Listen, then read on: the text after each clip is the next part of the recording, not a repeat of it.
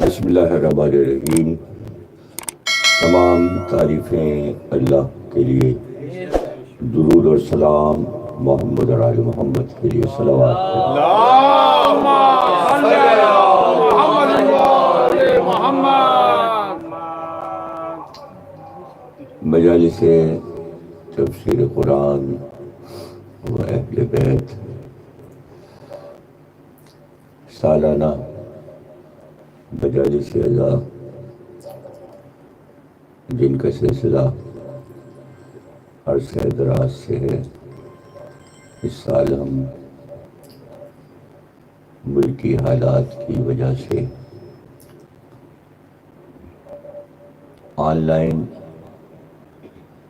مخاطب ہیں سب سے، اور امام بارگاہ میں پروگرام فی الحال نہیں ہو رہے ہیں، لیکن جیسا کہ اعلان ہوا ہے شبوں کی مجلسیں 18 رمضان المبارک سے 21 رمضان المبارک تک شہادت مولا کائنات علی بن ابی طالب صلوات اللہ السلام علیہ کی مجالس منعقد ہوں گی۔ فی الحال ہم اپنے کتب خانے سے ان تقریروں کو اسی طرح جاری و ساری رکھے ہوئے ہیں کہ جیسے کہ سلسلے سے یہ تقریریں ہوتی تھیں۔ آج رمضان المبارک کی 3 تاریخ ہے اور آج 3 تقریر ہم سلسلے کی کر رہے ہیں۔ ہم نے کلام پاک کا سب سے اہم سورہ سورہ الحمد، جو کہ قرآن کا آغاز کرتا ہے اور اس کی ربوبیت کو سمجھاتا ہے کہ راز توحید کیا ہے۔ جتنے بھی لفظ اور حرف ہیں قرآن میں، سب کے اپنے ایک معنی ہے، اور اتنا مختصر سورہ اور اتنی بہت سی باتوں کو سمجھاتا ہے، بتاتا ہے کہ معنی اور بیان کا ایک سمندر جاری و ساری ہے۔ سبحان اللہ، سبحان اللہ۔ کوئی بھی آیت 3 لفظ، 4 لفظ یا 5-6 لفظ سے زیادہ کسی بھی آیت میں لفظ نہیں ہے۔ اتنا مختصر سورہ، اتنی مختصر آیات کہ پڑھنے والے کو فوراً یاد ہو جائیں۔ یہ قرآن کی فصاحت اور بلاغت کا معجزہ ہے۔ دعا بھی ہے، سورہ بھی ہے، اور انسان صرف سورہ الحمد پڑھ کر ہی دین اسلام سے محبت کرنے لگے۔ یہاں تک مفسرین نے لکھا ہے کہ اس طرح کا سورہ نہ توریت میں ہے، نہ زبور میں ہے، اور نہ انجیل میں ہے،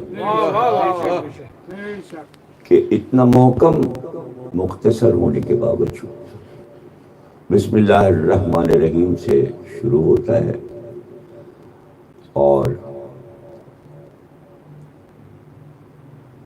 اسم کا لفظ جو ہے جس میں الف حذف ہے اور بے کے ساتھ ہے، اور یہ اعلان ہو رہا ہے کہ ہم شروع کرنے کا لفظ آیت میں نہیں ہے، لیکن ترجمے میں تمام مفسرین ہر مسلک کے لفظ شروع لکھ دیتے ہیں تاکہ اپنی زبان کے مطابق ہم عبارت کو سمجھ سکیں کہ ہم شروع کرتے ہیں اس کے نام سے جو رحمان و رحیم ہے۔ واہ واہ واہ یعنی آغاز میں یہ بتایا جا رہا ہے کہ وہ مالک کائنات، وہ پروردگار تم نے جس کو مانا ہے، جس کا تم نے کلمہ پڑھا ہے، وہ رحمان بھی ہے اور وہ رحیم بھی ہے۔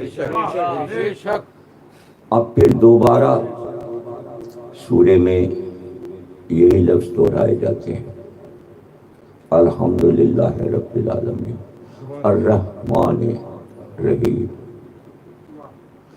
رحمان بھی ہے اور رحیم بھی ہے۔ کیا رحمان کیا ہے اور رحیم کیا ہے؟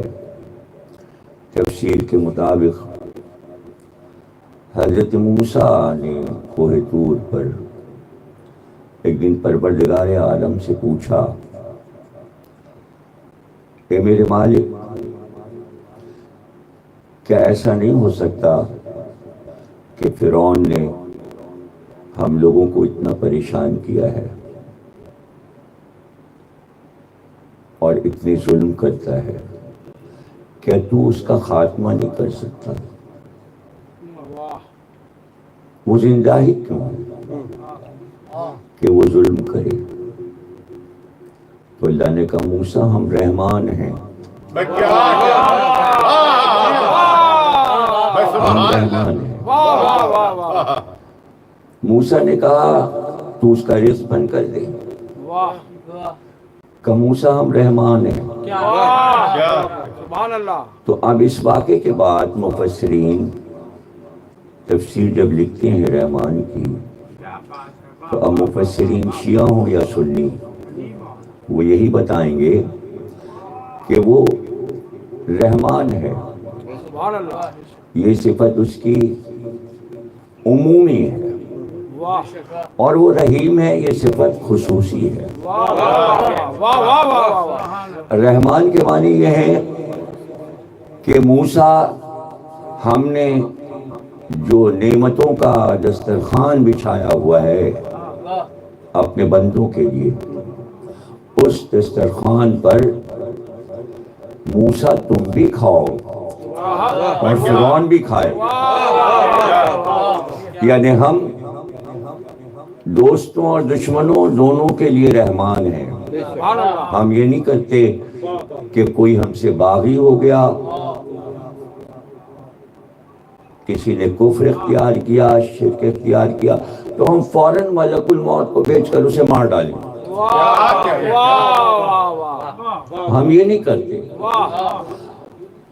اس کا رزق جب تک ہم نے مقدر کیا ہے کہ وہ دنیا میں زندہ ہے، تب تک ہم اس کا رزق نہیں بند کریں گے، چاہے وہ کافر ہو یا مشرک ہو۔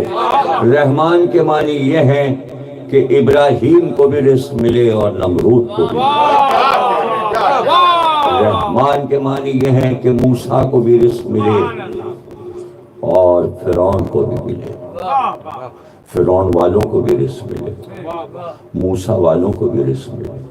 اور رحیم کے مطلب یہ ہے کہ ہم صرف اس پر مہربان ہیں جو ایمان لایا، سبحان اللہ، جس نے میرا کلمہ پڑھا، جس نے میرے انبیاء کو مانا، میرے بھیجے ہوئے ہادیوں کو، ولیوں کو، آئمہ کو تسلیم کیا، ان کے لیے ہم رحیم ہیں۔ سبحان اللہ، سبحان اللہ۔ اس لیے جب ہم قرآن شروع کرتے ہیں تو ہم کو یہ معلوم ہونا چاہیے کہ توحید کا یہ فلسفہ سمجھ میں آ جائے سبحان اللہ کہ اگر بندے یہ چاہیں کہ ہم صاحب ایمان ہیں اور دنیا مشرک اور کافر ہے، اور ہم یہ دعا کریں اللہ سے کہ سب مر جائیں پروردگار، کیا اسلام میں ایسی کوئی اجازت ہے کہ آپ 5 وقت کی نمازوں میں یہ دعا کریں کہ تمام دنیا کے مشرک اور کافر مر جائیں؟ ایسا کوئی حکم نہیں ہے، ایسا کوئی حکم نہیں ہے۔ اب سوال یہ پیدا ہوتا ہے کہ وہ رحمان ہے اور وہ رحیم ہے، تو اپنے دشمنوں کو بھی رزق دیتا ہے، بے شک تو اپنے دشمنوں کو بھی رزق دیتا ہے۔ اب کوئی دنیا میں مثال نہیں تھی، کوئی مثال ایسی نہیں تھی کہ بندوں کو، اور ہر طرح کے بندوں کو، جو صاحبان ایمان ہے وہ بھی، اور جو کافر اور مشرک ہیں ایمان نہیں لائے، ان کو یہ بات کیسے سمجھائی جائے، کیسے باور کرایا جائے کہ بھئی وہ بڑا مہربان ہے، تو اس کی مہربانی کی نظر کیسے آ جائے۔ واہ واہ تو یہاں پر آ کر تفسیر میں یہی مجبوری ہے، سمجھانے کی مجبوری ہے کہ اس کے علاوہ دنیا میں کوئی مثال نہیں ملتی، کہ یہ مثال دی جاتی ہے کہ جیسے ایک ماں اپنے بچے پر مہربان ہے، ماں اور بیٹے کے علاوہ کوئی مثال نہیں ملتی۔ اسی لیے اللہ نے کہا یہی ماں باپ تو تمہارے رب ہیں۔ اللہ نے رب کا لفظ ماں باپ کے لیے استعمال کیا، اور آیت میں یہ نہیں کہا کہ صرف مسلمان بچے کی ماں، ماں ماں ہے، معصوم بچہ کوئی بھی ہے اور ماں کی گود میں ہے تو وہ اپنے بچے کی رب ہے۔ سبحان اللہ سبحان اللہ۔ اب لوگ اعتراض کرتے ہیں بغیر سوچے سمجھے۔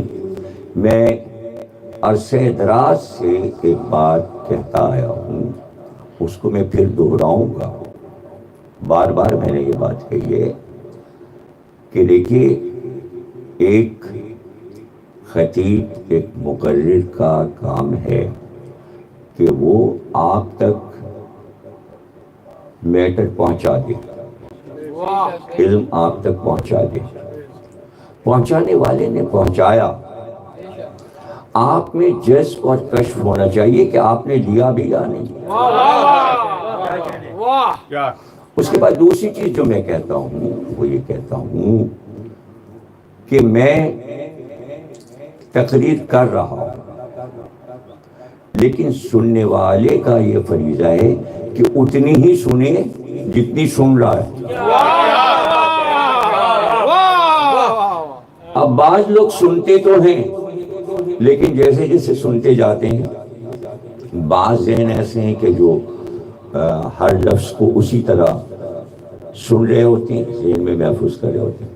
کچھ دماغ وہ ہیں جو بیٹھے ہوئے ابل رہے ہوتے ہیں، اندر اندر دماغ میں ہمارے لفظ کے ساتھ ان کے لفظ بھی چل رہے ہوتے ہیں، ایسا نہیں یہ ایسا ہوگا، ایسا نہیں ایسا ہوگا، ایسا نہیں۔ تو ایک ان کا اپنا معاملہ دماغوں میں چل رہا ہوتا ہے، تو جس کے دماغ میں یہ معاملات چل رہے ہوتے ہیں، ان کے ان لفظوں کا ذمہ دار میں نہیں ہوں جو وہ بعد میں کہیں۔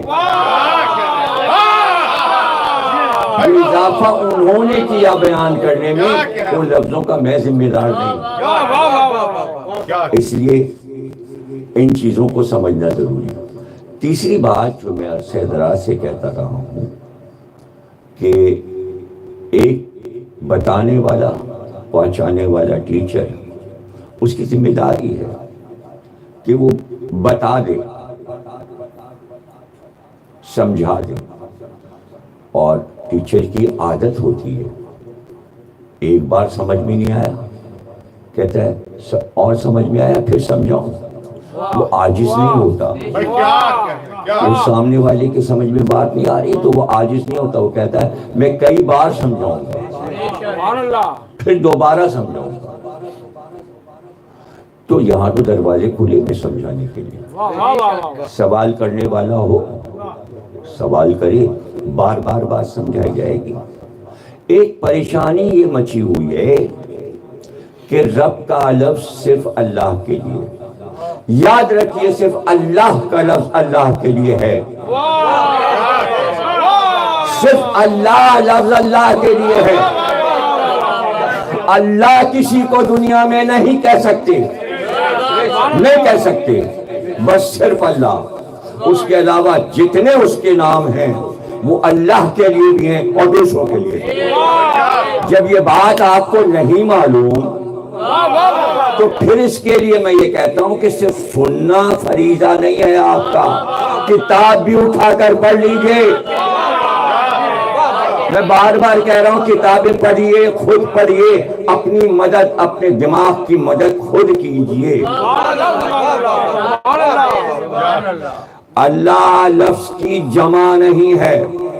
اب یہ گرامر آ گئی، یہ قواعد سمجھانا پڑے گا۔ لوگ یہ سمجھتے ہیں کہ تفسیر بہت آسان ہے، 72 علوم نظر میں لے کر بیٹھے گا تب ایک آیت کی تفسیر کر سکتا ہے۔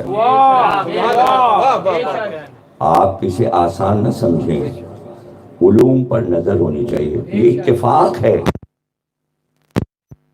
کوئی پہلے سے پورے ملک کو یہ علم غیب نہیں تھا کہ یہ وبا آئے گی اور لوگ گھروں میں محدود ہو جائیں گے اور آن لائن مجلسیں ہوں گی، اور اگر یہ نہ ہوتا سب یوٹیوب اور فیس بک تو کیا ہوتا؟ بالکل۔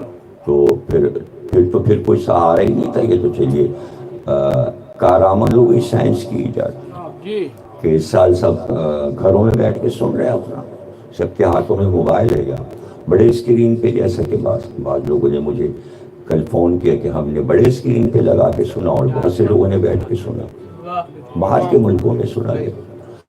چلیے یہ ایک آسانی ہو گئی، لیکن امام باڑے میں مسجد میں جب تقریر اور مجلس ہوتی ہے اس میں بھی یہ بات کہتا ہوں اور یہاں بھی یہ بات کہہ رہا ہوں کہ اگر ہم کسی ہستی کے لیے خالق کا لفظ استعمال کریں تو کیا آپ کفر کا فتویٰ فوراً لگا دیں گے؟ نہیں لگائیں گے۔ آپ کفر کا فتویٰ اس وقت لگائیں گے، شرک کا فتویٰ، جب ہم کہیں گے علی خالق ہے۔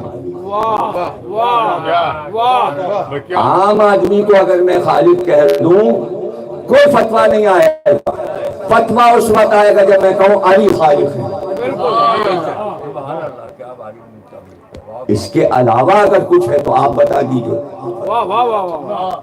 ہر سائنسداں کو مسلمان کہتا ہے فلانا مشین کا خالق یہ ہے، بلب کا خالق یہ ہے، ٹیلی ویژن کا خالق یہ ہے، ریڈیو کا خالق یہ ہے، فیس بک کا خالق یہ ہے، تو کوئی فتویٰ نہیں آتا جب یہ استعمال ہو۔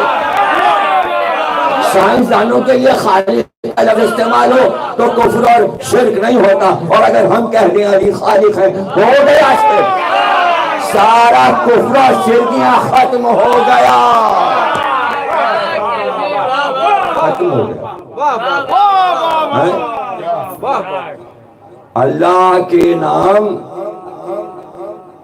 قرآن کے دونوں طرف جب آپ کھولیں گے تو جو جلد بندی کا کاغذ ہوگا استر کا، اس پہ نام چھپے ہوتے ہیں دونوں طرف، قرآن کے سارے نام چھپے ہوئے دائرے میں پھولدار بنے ہوئے۔ اس میں شیعہ سنی کا قرآن نہیں ہے۔ بازار میں جائیے، جو سا قرآن چھپا ہوا تاج کمپنی کا ہے لے آئیے، آپ کو اللہ کے لکھے ہوئے نام بنے، اپنے سامنے رکھ لیجئے نام۔ میں اس تفسیر میں اللہ کے 999 ناموں کی تشریح کروں گا۔ سب کے نہ ہوئے تو چلیے 99 نہ ہوئے تو 50 سمجھ لیجیے، 50 ناموں کی تشریح ہو جائے گی۔ 50 نہ ہوئے چلیے 25 کی کر دیں گے، جتنے بھی ہوئے ظاہر ہے کہ ہمارے پاس 25-26 رمضان تک 2.5 اشرے تو وہی ہیں، تو اس میں ہم یہ تمام چیزیں جو کہ ڈیفیکلٹ ہیں لوگوں کے لیے ان کو میں پیش کروں گا۔ تو ایک ایک نام جو اللہ کا ہے اس کی تشریح کروں گا۔ انہی ناموں میں ایک نام لکھا ہے وکیل۔ قرآن کی آیتوں میں یہ سارے نام استعمال ہوئے ہیں اللہ کے، آیتوں کے ذریعے سمجھائے گئے ہیں۔ آپ کورٹ جائیے، کسی ملک کے کورٹ میں جائیے، کالا کوٹ پہنے جو جا رہا ہے آپ اسے مخاطب کریں گے وکیل صاحب،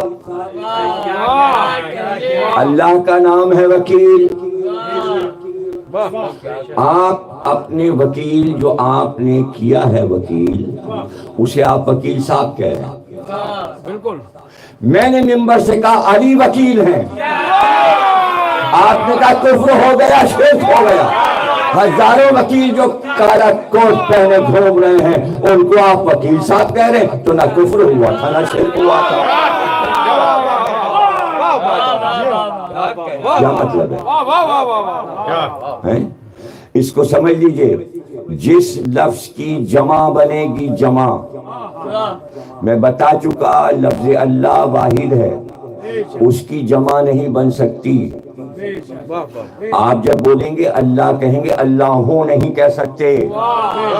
بہت سارے اللہ نہیں بول سکتے اللہ ایک ہے، اس لیے کہ یہی اقرار کرنا ہے کہ وہ واحد ہے، وہ ایک ہے، اسی کو توحید کہتے ہیں. ایک کا اقرار کرنا ہے، اللہ ایک ہے، اس لیے اللہ کا لفظ کسی کی طرف منسوب نہیں کر سکتے. کفر ہے، شرک ہے. لیکن اس کے علاوہ جتنے نام ہیں وہ بندوں کے لیے استعمال ہوتے آئے ہیں. اسی طرح رب بھی ہے. کہاں سے چلا میں کہ رب کو سمجھانے کے لیے اللہ نے ماں کو رب کہا. ربیانی صغیرہ، جب تم چھوٹے تھے تو یہی ماں تو تمہاری رب تھی. اب رب کے معنی کیا ہے اردو میں؟ ترجمہ کیا ہوگا رب کے معنی ہے پالنے والا، پرورش کرنے والا. اور لغت میں مثال دیتے جیسے ایک کسان ایک بیج بوئے، اس میں سے ایک اخوا نکلے، ایک درخت اگے، اس درخت کی دیکھ بھال کرے، وہ پانی ڈالے، کھاد ڈالے، یعنی اس درخت کا وہ رب ہے. اس درخت کو پال کے بڑا کر رہا ہے، پرورش کر رہا ہے. رب کے معنی یہ ہے ساری کائنات کو پالنے والا وہ ہے. لیکن وہی قرآن میں رب کی جمع بتاتا ہے، ایک جگہ نہیں، ربعون. اور آپ اپنے محاورے میں بولتے ہیں رب الارباب، رب کی جمع ہے ارباب، اور وہ رب الارباب ہے، یعنی بہت سے رب ہیں، ان کا رب وہ رب ہے. اس میں ایک ماں بھی رب ہے ان ربوں میں، تاکہ یہ سمجھایا جائے کہ وہ رحمان و رحیم کیسے ہے. ماں کی مثال سے مثال یہ دی جاتی ہے کہ ماں اپنے بچے پر غصہ نہیں کرتی، ڈانٹتی نہیں. اگر وہ 6 مہینے 7 مہینے سال بھر 2 سال کا ہے، وہ چاہے کاندھے پہ چڑھ جائے، چاہے چھاتی پہ سوئے، چاہے دوست پہ چڑھ جائے، وہ کوئی چیز توڑ دے پھوڑ دے کچھ بھی کرے، ماں سزا نہیں دیتی. یہی معنی ہے رحمان کے. یہی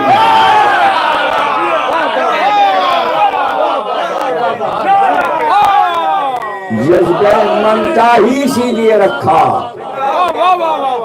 اور رب کے لفظ کو اسی طرح سمجھایا. اب قرآن میں پڑھ لیجئے کتنے رب ہیں اور کن کن کو رب کہا گیا. عربی زبان ہے، پریشانیاں نہ ہوں، سمجھا کے بات کرتا ہوں. ایک نعرہ بڑا مقبول ہوا ہے فیس بک کے ذریعے، غالی نصیری. غالی نصیری، غالی کیا ہے؟ غلو. جب آپ کو معنی نہیں معلوم تو آپ لفظ بولتے کیوں بھائی؟ آپ کو معلوم تو ہو کہ غلو ہے کیا.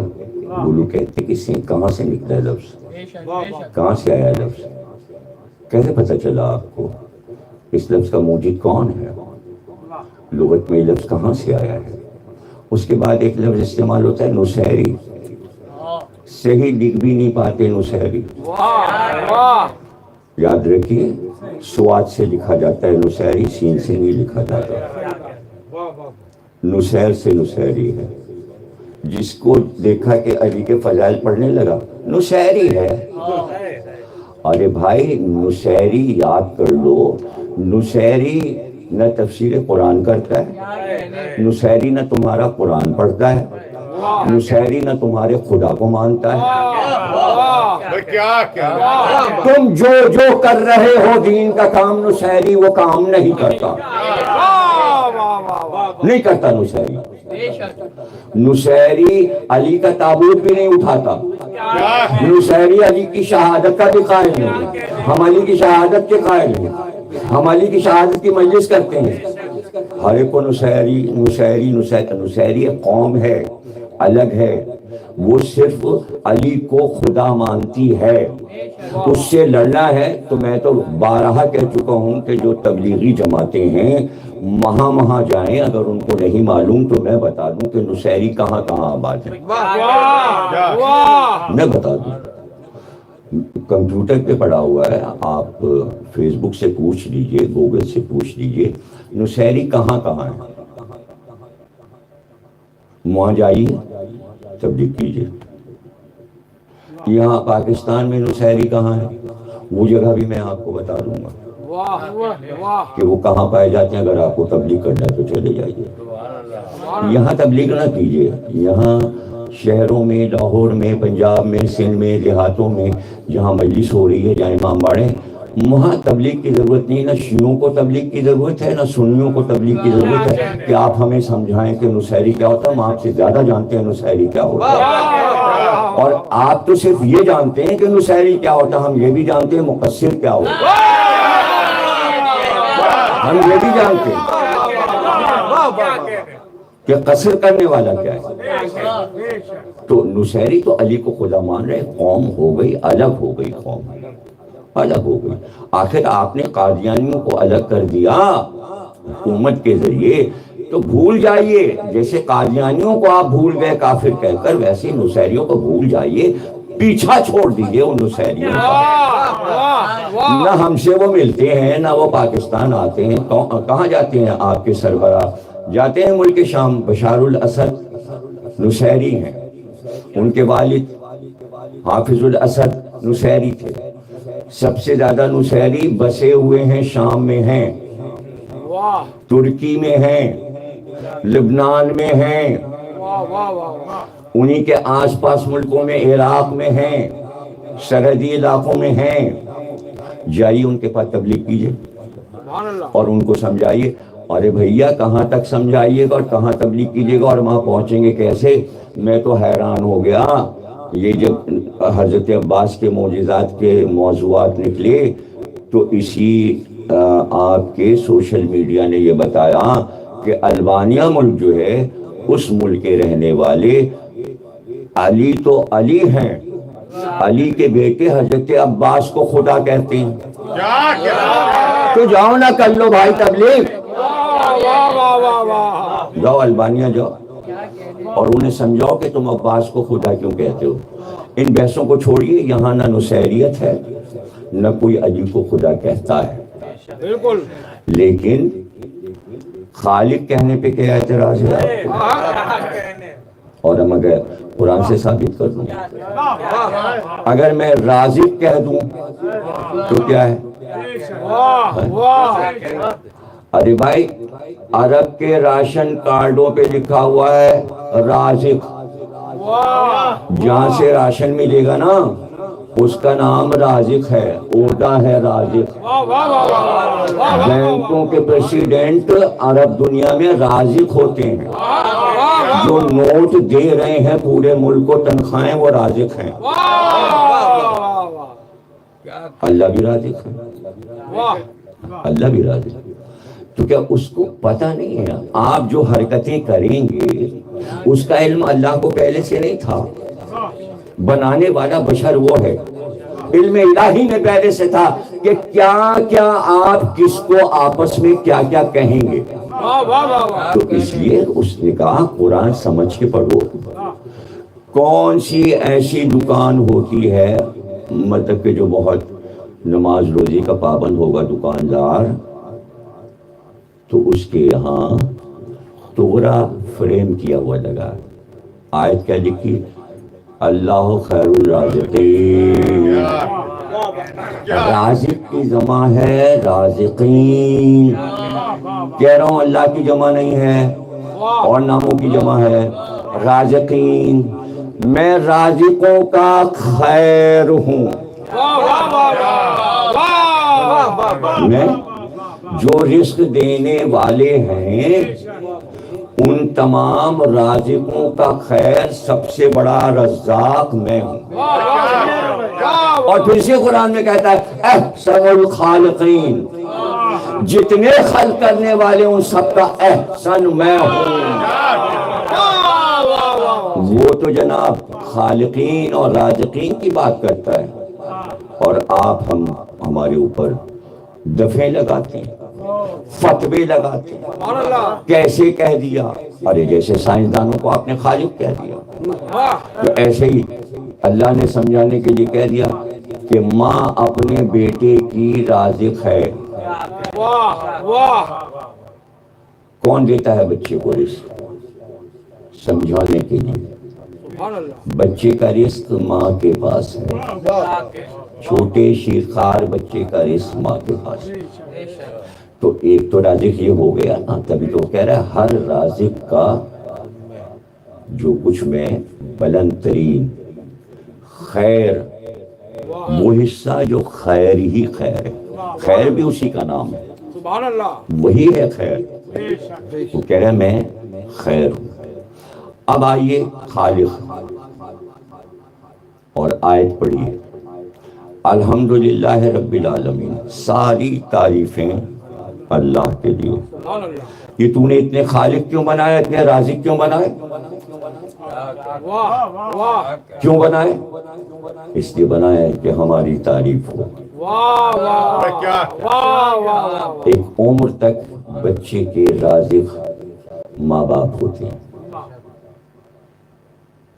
اور اس کو واجب قرار دے دیا،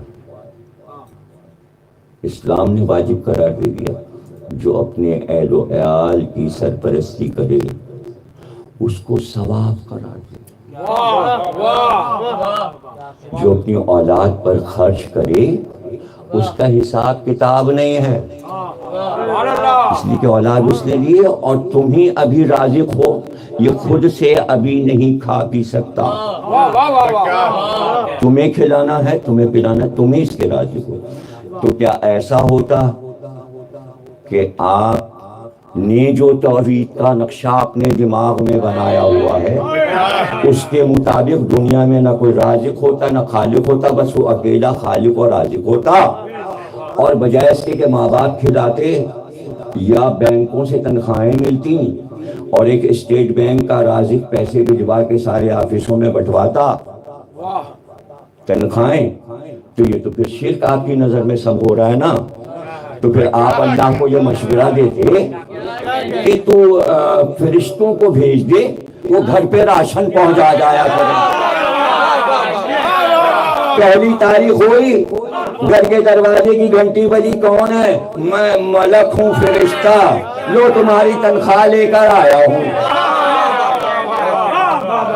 لو یہ تنخواہ لے کے آیا۔ تو پھر اگر یہی مسئلہ ہے آپ کا کہ سارا کام اللہ کی طرف سے ہو، تو ایک بات میری بھی سن لیجئے، اگر آپ کی مرضی یہ تھی کہ اللہ آپ کی مرضی سے دنیا چلاتا اور اس طرح چلاتا کہ بندوں کو کام سپرد نہ کرتا، نہ نوح سے کام لیتا، نہ ابراہیم سے کام لیتا، نہ موسیٰ سے کام لیتا، نہ عیسیٰ سے کام لیتا، نہ محمد سے کام لیتا، ڈائریکٹ سارے کام کرتا، یعنی وہابی مذہب پر اللہ کاربند ہو جاتا،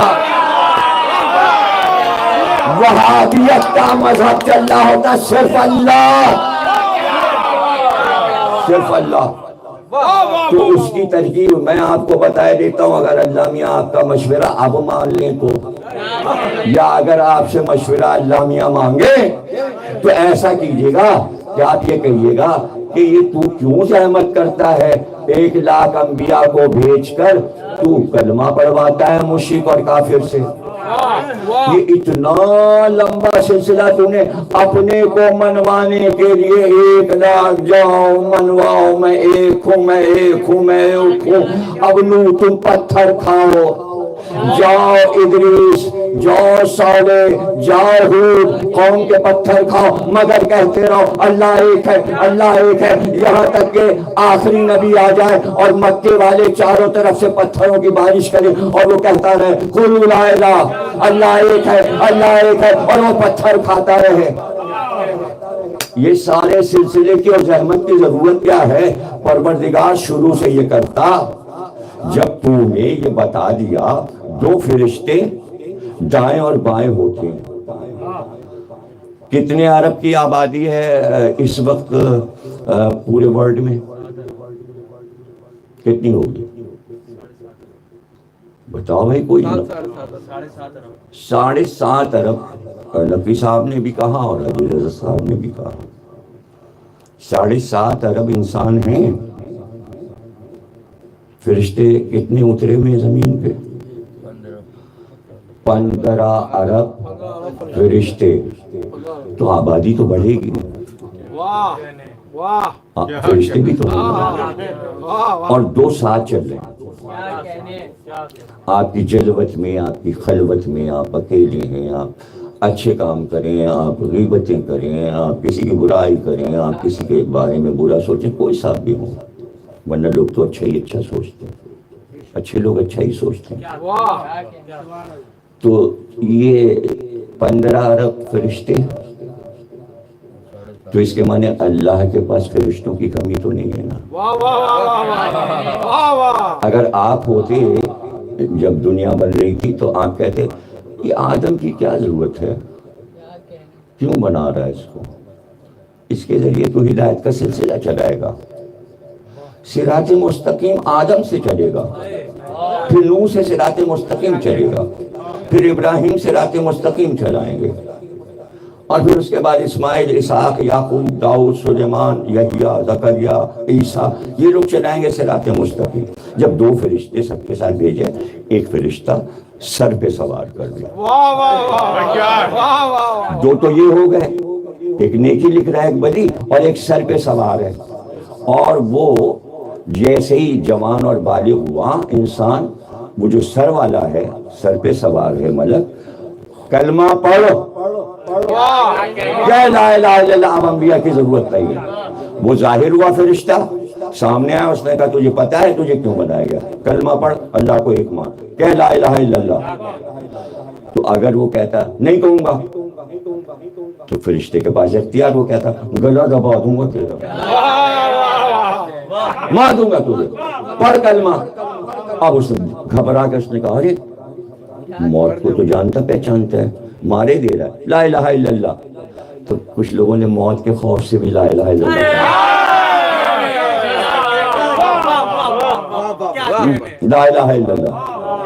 اب مسئلہ ہے دین پہ عمل کرانے کا، وہی فرشتہ سوار ہے، اور صبح کی نماز کا وقت ہے، اس نے کہا اٹھ چل صبح کی پڑھ، زورین آئی، بیٹھے میں دوستوں کے ساتھ میں چل زورین پڑھ، شام ہوگی کدھر جا رہا ہے، چل پہلے مغرب کی پڑھ لے، اگر نہیں پڑھی مار دیں گے۔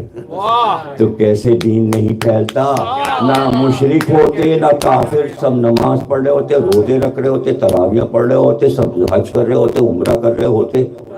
اور اگر فرشتوں کا نظام چل رہا ہوتا نا، انبیاء کا نظام نہ ہوتا، فرشتوں کا نظام چل رہا ہوتا، تو یہ فرشتے خانہ کعبہ بھی اس وقت کھلوا دیتے اور مسجدیں بھی کھلوا دیتے۔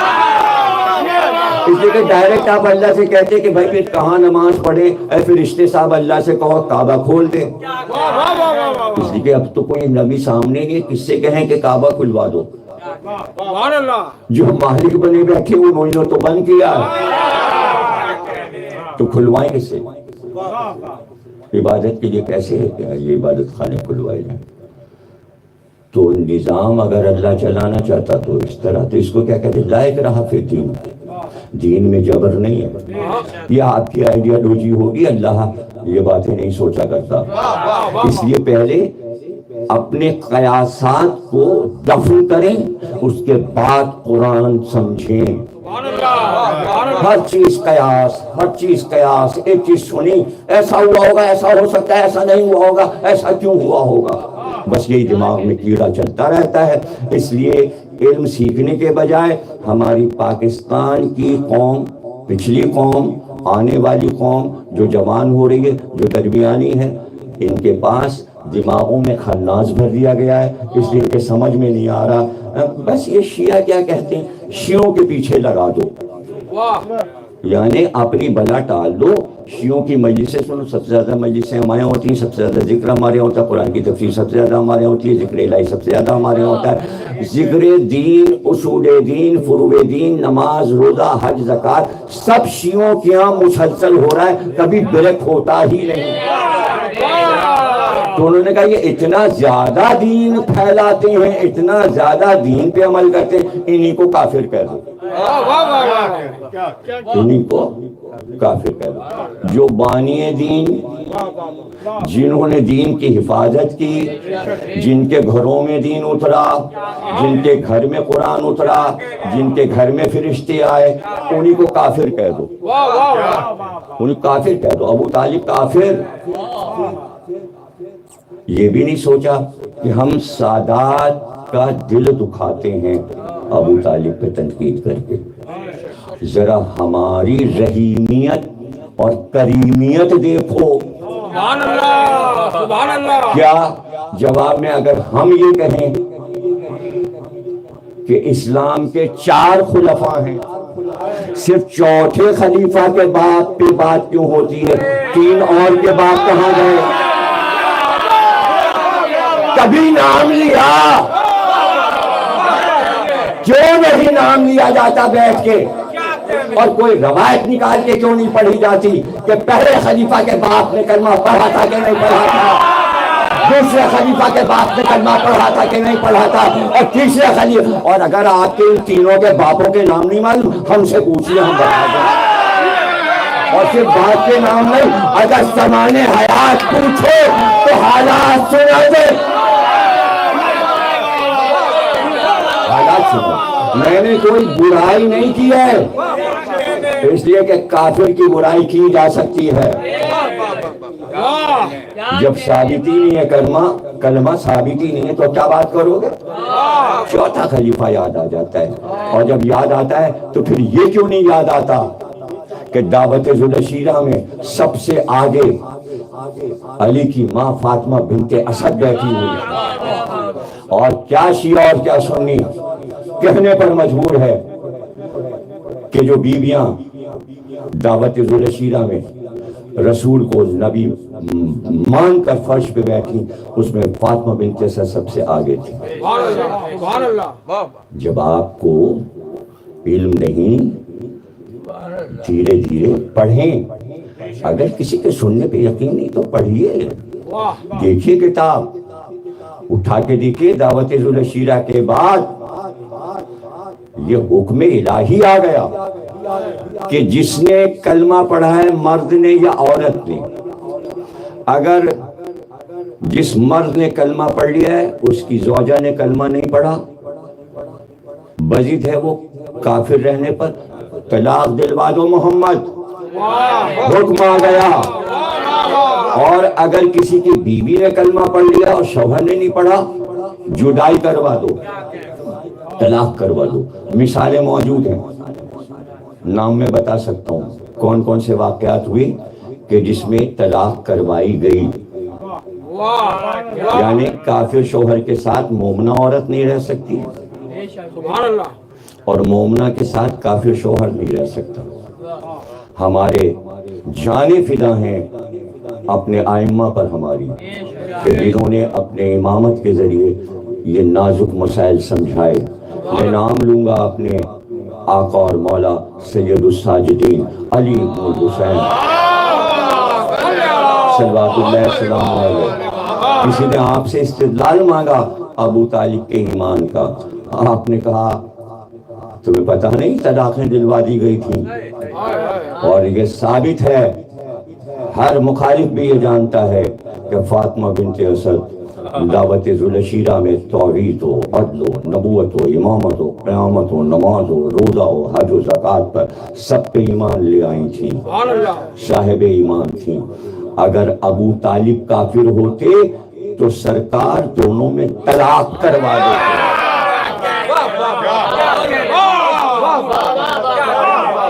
طلاقیں ہوئی تھیں، جب ہوئی تھی تو یہ کیوں نہ ہوئی؟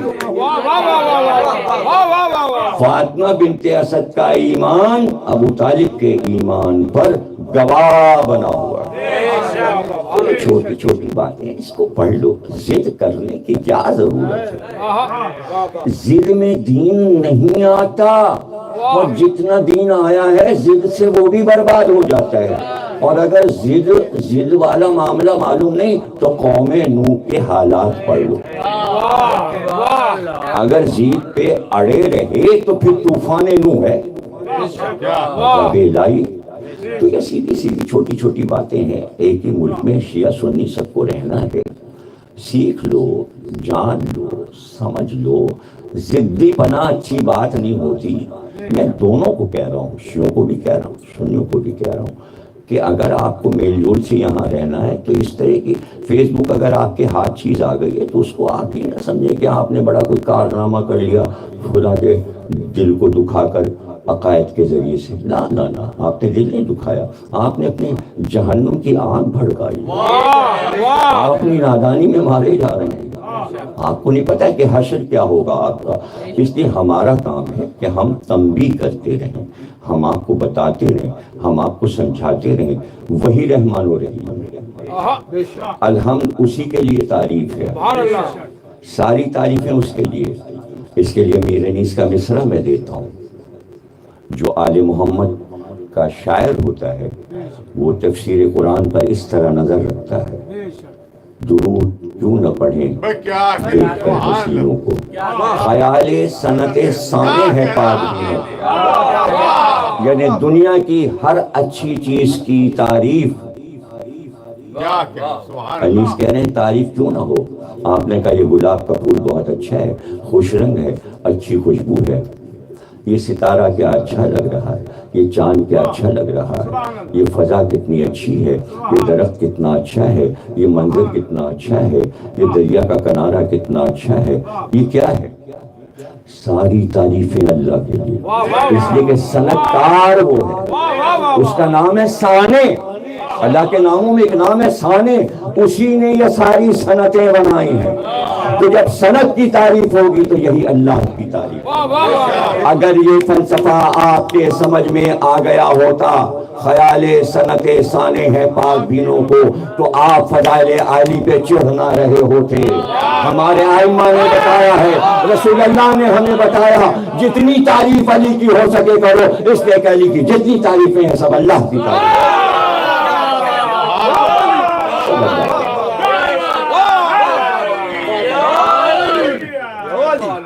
جتنی تعریفیں ہو سکے، اور علی کی تعریفیں اتنی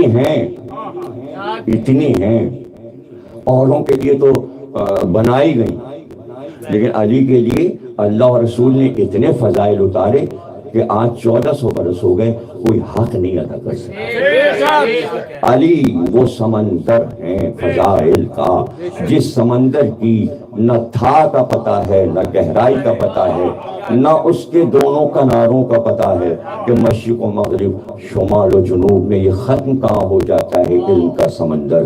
اس لیے شب معراج اونٹوں کی قطار جاتے ہوئے مشرق سے مغرب تک پیغمبر نے دیکھی تھی، اور کہا جبریل یہ اونٹوں کی قطار کہاں جا رہی ہے؟ تو جبریل نے کہا جب سے خلق ہوا ہوں یہ اونٹوں کی قطار جاتے ہوئے دیکھ رہا